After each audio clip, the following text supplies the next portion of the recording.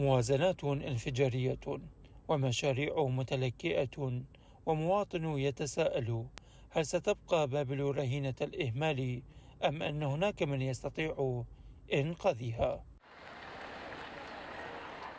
في السنوات الماضية حصلت بابل على موازنات ضخمة تكفي لتحويلها إلى مدينة متطورة، لكن الحقيقة على الأرض مختلفة.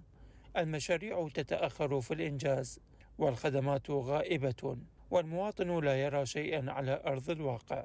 بالحقيقة هي الفلوس يعني دائما موجودة، ولكن مثل ما قلت لك التلكؤ اللي دا يصير من اتفاقات وامور ثانيه تضيع الفلوس منا ومنا.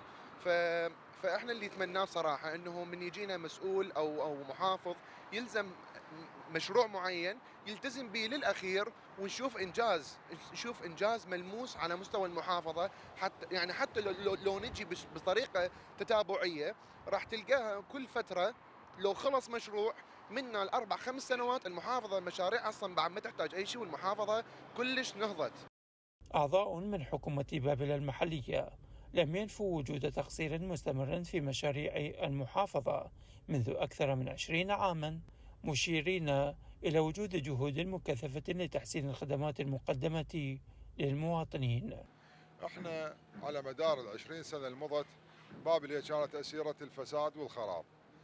عندنا أكثر من 48 مشروع سابق متلكئ، أما إذا تسألني على المشاريع الحالية اللي انبرمت وانعقدت بوقتنا فالحمد لله هي كلها مشاريع ناجحة وماشية، ويعني إن شاء الله تشوف النور خلال هاي الأشهر القادمة. بعد سنوات من تلقي بابل موازنات ضخمة، ما زالت المشاريع المتعثرة والخدمات الغائبة تهيمن على واقع المحافظة.